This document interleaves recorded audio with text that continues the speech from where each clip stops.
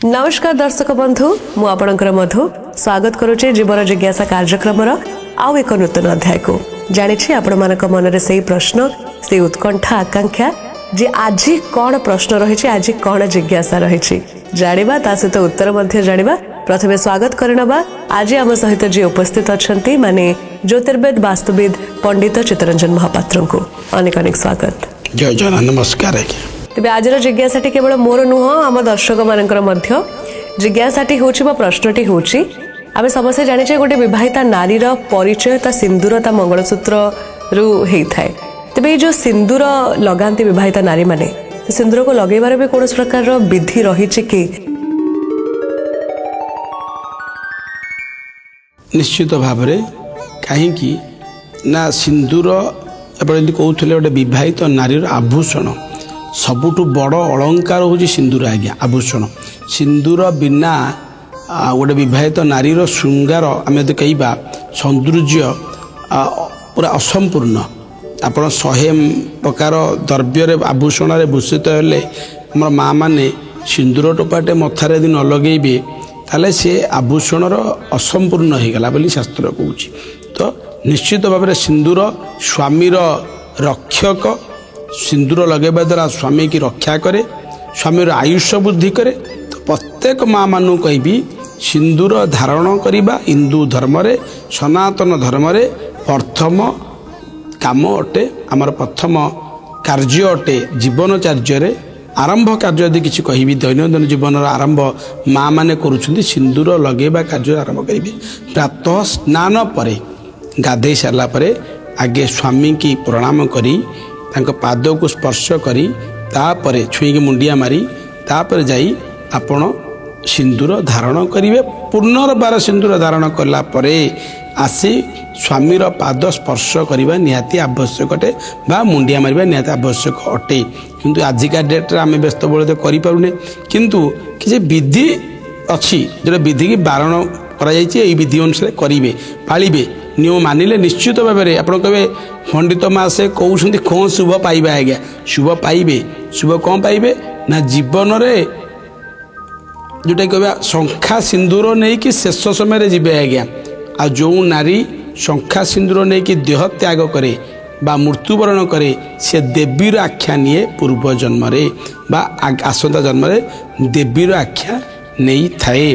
तो निश्चित भाव में ये कही रखा कौन सब नियम अच्छे से भर कही रखुच्छी। प्रथमतः सिंदूर को एणे तेणे रखिए ना। सिंदूर जो फरुआ बा डब्बा व्यवहार करेंगे। आजिकल जो आम सिंदूर प्लास्टिक डब्बा से सब व्यवहार करेंगे। आप पितलर डब्बा हो बा आपणकर रूपार डब्बा फरुआ हो आजिकल मिलूँ स्टील फरुआ भी आउ कागज सिंदूर रखी लगेबे आ डब्बा रखी सिंदूर लगे ये सब भूल करेंगे ना। आ सिंदूर को सब गोटे जगार सुरक्षित जगह रखिए। आज सिंदूर सेठे थुआई तो आउ गोटे जगह थुआई तो आउ तो सेठू आनी लगे एमती करेंगे ना। गोटे जगार स्त्रीकृत भाव में सिंदूर लगे। आ मु कहि जो मैंने नवविवाहित नारी माने स्वामी प्रथम थर जो मैंने सिंदूर देता बेदी रे गोटे कएन सिंदूर देते आज्ञा एवं गोटे फरुआ देते आज्ञा कि सिंदूर थी से कएन और सिंदूर फरुआ रखी किसी सिंदूर पकेबे बारंबार मुंडरे धारण करती विशेष भाव में बेसी शुभ होई थाए। जदिओ से कएन न मिलूँ न पाँच भी डालिंब काठी आम जोटा कहे डालिंब गछर काठी जदि सिंदूर लगा जाए विशेष मस्तक सिंदूर लगा जाए बहुत शुभ होई थाए। आउ गोटे सबुठु बड़ भूल मो माँ मैंने करती सिंदूर लगेबा समय यदि नाकरे बा देहरे पड़ुची हाथ पोछिबे नाही कदापि बा नाकरे पोछिबे नाही बा हाथ पोछिबे नाही नाकरे पड़ुची हाथ पोछिबे नाही निज कानी रे पोछि नेबे। आउ कौन सब बड़ जिनस आप जानी बेले बेले माँ मैंने सिंदूर हाथ में पोछि दिखती। आज्ञा दी मथारू सिंदूर को पड़ी लगेला समय नाकरे पड़ा समय हाथ में पोछि दिन मुझे कही रखिली जदि बा पोछुं किसी असुविधा ना कि विधि नुहे मुझे कही रखिली कानी रे पोछिबे। किंतु जदिओ जो कानी रे पोछिबा तो उचित नुहे किंतु आप पूर्व काले फुंकिकी सिंदूर पोछती। आज्ञा आम पूर्वपुरुष माँ मैंने जे माँ मैंने से डायरेक्ट एमती हाथ में फुकती फुंकिले सिंदूरटा उड़ी जाए। आज्ञा जो लगी थाए तो आ सिंदूर लगेला नाकरे पड़ो यदि बहुत शुभ होता है। ତ ଏଥିପ୍ରତି ଧ୍ୟାନ ଦିଅନ୍ତୁ। ଦେଖିବେ ଏଇସବୁ ବିଧିବିଧାନ ଯଦି ଆପଣ ଲଗାନ୍ତି ସିନ୍ଦୁର ସଦାସର୍ବଦା ଆପଣ ସ୍ୱାମୀର ମଙ୍ଗଳ ହେବ ଏବଂ ଏତତ୍ ସହିତ ସ୍ୱାମୀର ଆୟୁ ବଢ଼ିବ ଓ ସେ ଦୀର୍ଘାୟୁ ହେବ। ତା ଜୀବନ ସ୍ୱାମୀଙ୍କ ଜୀବନଯାପନ ସମୟରେ ବା ଦୈନନ୍ଦିନ ଜୀବନରେ କୌଣସି ଅସୁବିଧା ସ୍ପର୍ଶ କରିବନି ଓ ମାଆ ମାନେ ଐଶ୍ୱର୍ଯ୍ୟ କିଣିବେ। ଅତି ସୁନ୍ଦର, ନିହାତି ଭାବରେ ସୁନ୍ଦର ଭାବରେ ଆଜିର ପ୍ରଶ୍ନର ଉତ୍ତର ଆପଣ ରଖିଲେ। ଅନେକ ଅନେକ ଧନ୍ୟବାଦ ଆପଣଙ୍କୁ।